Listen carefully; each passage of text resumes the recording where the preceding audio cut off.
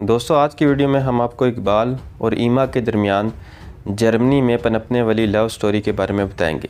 ہم آپ کو بتائیں گے کہ اقبال اپنی پہلی بیوی کریم بی بی سے سخت بیزار کیوں تھے۔ علامہ اقبال کے ایما کے علاوہ عطیہ فیضی سے کس نوعیت کے تعلقات تھے۔ جب جرمنی میں کشتی مقابلے میں علامہ صاحب آخری نمبر پر آئے، ہم اس یادگار وقت کا ذکر بھی کریں گے جب اقبال ایما کے ساتھ مل کر مغربی گانوں پر رقص کرتے تھے۔ ہم آپ کو بتائیں گے کہ اقبال اور ایما کی آخری ملاقات ادھوری کیوں رہ گئی، دونوں کی رضامندی کے باوجود ان کی شادی کیوں نہ ہو سکی، ایما کا بھائی آخری دم تک اقبال سے شادی کی مخالفت کیوں کرتا رہا۔ آج کی ویڈیو میں ہم انہی تمام موضوعات پر بات کریں گے، تو چلتے ہیں ویڈیو کی طرف۔ میں زیادہ لکھ یا کہہ نہیں سکتا، آپ تصور کر سکتی ہیں کہ میری روح میں کیا ہے۔ میری بہت بڑی خواہش ہے کہ میں دوبارہ آپ سے بات کر سکوں اور آپ کو دیکھ سکوں، لیکن میں نہیں جانتا کیا کروں۔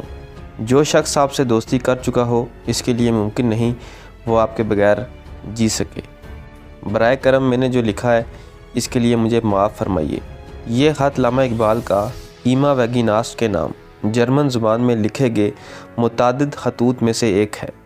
ایما سے اقبال کی ملاقات دریائے نیکر کے کنارے واقع سرسبز و شاداب مناظر سے مالا مال قصبے ہائیڈلبرگ میں ہوئی تھی۔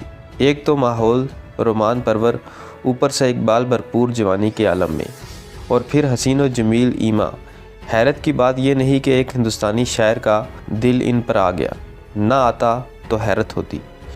اقبال اس وقت نہ صرف شادی شدہ تھے بلکہ 2 بچوں کے باپ بھی بن چکے تھے۔ یہ الگ بات ہے کہ 18 برس کی عمر میں والدین کی پسند سے کریم بی بی سے ہونے والی اس شادی سے وہ سخت ناخوش تھے۔ برطانیہ پہنچ کر ذہین و فطین اقبال نے خواتین کی توجہ مقناطیس کی طرح اپنی طرف کھینچ لی۔ اس وقت تک ان کا کلام شمالی ہندوستان کے گوشے گوشے میں معروف ہو چکا تھا اور لوگ گلیوں میں اسے گاتے پھرتے تھے، اور اس شہرت کے کچھ چرچے انگلستان بھی پہنچ چکے تھے۔ ان سے متاثر ہونے والی انہی خواتین میں سے ایک عطیہ فیضی تھی، جنہوں نے ایک کتاب میں اقبال کے اس دور پر روشنی ڈالی ہے۔ عطیہ فیضی بمبئی کے ایک خاندان سے تعلق رکھتی تھی۔ ان کے والد حسن افندی بڑے تاجر تھے جو دوسرے ممالک کا سفر کرتے رہتے تھے۔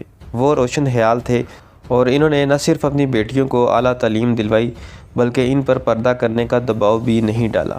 اس وقت کے گھٹے ہوئے ہندوستانی معاشرے میں یہ بات انوکھی تھی کہ ایک خاتون جو نہ صرف بے حد پڑھی لکھی ہے بلکہ مردوں کی محفل میں بیٹھ کر ان سے برابری کی سطح پر مکالمہ کر سکتی ہے۔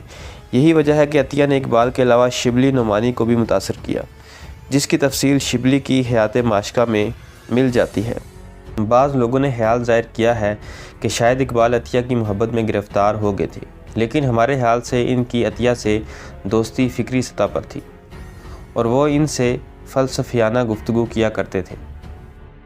اقبال 2 سال پہلے انگلستان آئے تھے، جہاں انہوں نے کیمبرج سے BA کی ڈگری حاصل کی تھی۔ اسی دوران انہوں نے ایران میں ما بعد الطبیعیات کا ارتقاء نامی مقالہ لکھا، اور اب وہ اپنے استاد پروفیسر آرنلڈ کے مشورے سے اسی مقالے پر جرمنی کی میونخ یونیورسٹی سے PhD کی ڈگری حاصل کرنا چاہتے تھے۔ اس مقصد کے لیے انہوں نے 1907 کے موسم بہار میں جرمنی کا سفر اختیار کیا تھا، جہاں ان کی ملاقات ایما سے ہوئی۔ ایما 26 اگست 1879 کو دریائے نیکر کے کنارے واقع قصبے ہائیلبرون میں پیدا ہوئی تھی۔ ان کی 3 بہنیں اور 2 بھائی تھے۔ ایما 29 سالہ اقبال سے عمر میں 2 برس چھوٹی لیکن قد میں 1 انچ لمبی تھی۔ ایما کی مادری زبان جرمنی تھی، لیکن وہ یونانی اور فرانسیسی سے بھی خوب واقف تھی۔ اس کے علاوہ وہ فلسفے اور شاعری سے بھی خاص شغف رکھتی تھی، اور یہی ان کے اور اقبال کے درمیان وجہ اشتراک بھی ہے۔ اقبال کے خطوں سے پتہ چلتا ہے کہ انہوں نے ایما کے ساتھ مل کر مشہور جرمن شاعر گوئٹے کو بھی سبکن پڑھا تھا۔ یونیورسٹی سے فارغ التحصیل ہونے کے بعد ایما نے ایک بورڈنگ ہاؤس میں ملازمت اختیار کر لی، جہاں وہ بین الاقوامی طلباء کو جرمن زبان سکھاتی تھی، اور اس کے بدلے میں انہیں مفت کھانا اور رہائش فراہم کیا جاتا تھا۔ عطیہ فیضی نے ہائیڈلبرگ میں جو اقبال دیکھا، اس سے وہ حیران رہ گئی۔ وہ اپنی کتاب اقبال میں لکھتی ہیں، یہ اس اقبال سے بالکل مختلف تھے جسے میں نے لندن میں دیکھا تھا۔ ایسا لگتا تھا جیسے جرمنی ان کے وجود کے اندر سما گیا ہے۔ وہ درختوں کے نیچے سے گزرتے ہوئے اور گھاس پر چلتے ہوئے علم کشید کر رہے تھے۔ اقبال کا یہ پہلو میرے لیے بالکل انوکھا تھا۔ لندن کے اقبال کے بارے میں عطیہ نے لکھا ہے، وہ بہت تیز آدمی تھے اور دوسروں کی کمزوریوں کا فائدہ اٹھانے کے لیے ہر دم تیار رہتے تھے اور لوگوں پر طنز کے تیر برساتے رہتے تھے۔ لیکن ہائیڈلبرگ میں عطیہ نے دیکھا کہ اقبال کے اساتذہ جب انہیں ٹوکتے تھے تو وہ بچوں کی طرح اپنے ناخن چبانے لگتے اور کہتے، ارے مجھے اس بات کا تو خیال ہی نہیں آیا، مجھے یوں نہیں یوں کہنا چاہیے تھا۔ عطیہ کے بیان کے مطابق اقبال یہاں جرمن سیکھنے کے علاوہ رقص، موسیقی، کشتی رانی اور ہائکنگ کے درس بھی لے رہے تھے۔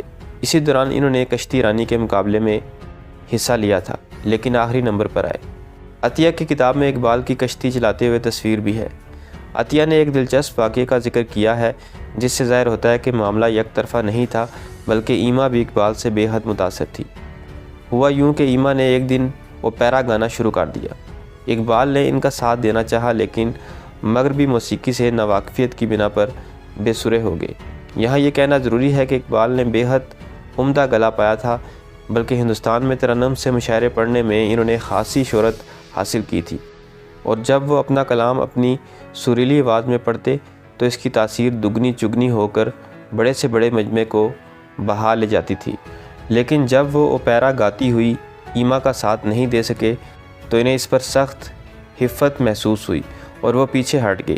شاید ایما کو بھی اس کا احساس ہوا اور اسی رات انہوں نے عطیہ سے درخواست کی کہ وہ انہیں کوئی ہندوستانی گیت سکھا دے۔ اگلے دن جب سبھی دریائے نیکر کے کنارے پکنک کے لیے نکلے تو اچانک ایما نے گانا شروع کر دیا، گجرا بیچن والی نادان یہ تیرا نخرا۔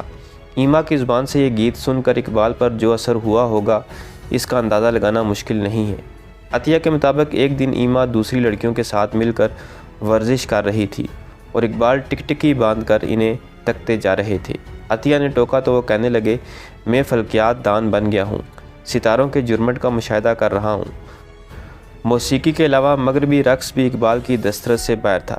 عطیہ نے لکھا ہے، اقبال ایما کے ساتھ رقص بھی کیا کرتے تھے لیکن ایسے اناڑی پن کے ساتھ کہ ان کے قدم اکثر اوچھے پڑتے تھے۔ بعض ماہرین اقبالیات کے مطابق معاملہ صرف زبانی کلامی نہیں رہا تھا اور اقبال ایما سے شادی کرنا چاہتے تھے۔ خود ایما کی کزن کی بیٹی ہیلا کرش ہوف نے سعید اختر درانی کو بتایا کہ ایما 1908 کے لگ بھگ ہندوستان جانا چاہتی تھی، لیکن ان کے بڑے بھائی اور خاندان کے سربراہ کارل نے انہیں اس دور دراز ملک میں تنہا جانے سے منع کر دیا تھا۔ دوسری طرف اقبال ہندوستان لوٹنے کے بعد بڑی شدت سے یورپ واپس جانا چاہتے تھے، جس کا اظہار انہوں نے نہ صرف کئی بار ایما سے بھی کیا بلکہ عطیہ کو لکھے گئے خطوط سے بھی اس کا اندیا ملتا ہے۔ لیکن جس طرح ایما کے بڑے بھائی ان کے ہندوستان جانے کی راہ میں آڑے آ گئے، اسی طرح اقبال کے بڑے بھائی ان کے واپس ولایت جانے میں رکاوٹ بن گئے۔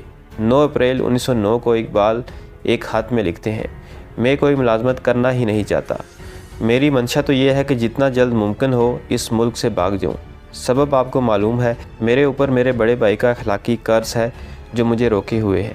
اخلاقی قرض یہ تھا کہ اقبال کی تعلیم کے اخراجات ان کے بھائی نے ادا کیے تھے اور وہ یورپ سے آنے کے بعد انہیں یہ رقم لوٹانا چاہتے تھے۔ وہ ایما کو لکھتے ہیں، کچھ عرصہ بعد جب میرے پاس پیسے جمع ہو جائیں گے تو میں یورپ کو اپنا گھر بناؤں گا۔ یہ میرا تصور ہے اور میری تمنا ہے کہ یہ سب پورا ہوگا۔ تاہم یہ تصور، یہ تمنا ناکام حسرت بن گئی۔ اقبال کی زندگی کا یہ حصہ سخت مالی مشکلات سے نمٹتے ہوئے گزرا۔ اس تمام عرصے کے دوران ایما کی یاد ان کے دل سے کبھی محو نہ ہو سکی۔ وہ بڑی حسرت سے لکھتے ہیں، مجھے وہ زمانہ یاد ہے جب میں آپ کے ساتھ مل کر گوئٹے کا کلام پڑھا کرتا تھا، اور میں امید کرتا ہوں کہ آپ کو بھی وہ خوشیوں بھرے دن یاد ہو گئے جب ہم ایک دوسرے کے اس قدر قریب تھے۔ میں زیادہ لکھ یا کہہ نہیں سکتا، آپ تصور کر سکتی ہیں کہ میری روح میں کیا ہے۔ میری بہت بڑی خواہش ہے کہ میں دوبارہ آپ سے مل سکوں۔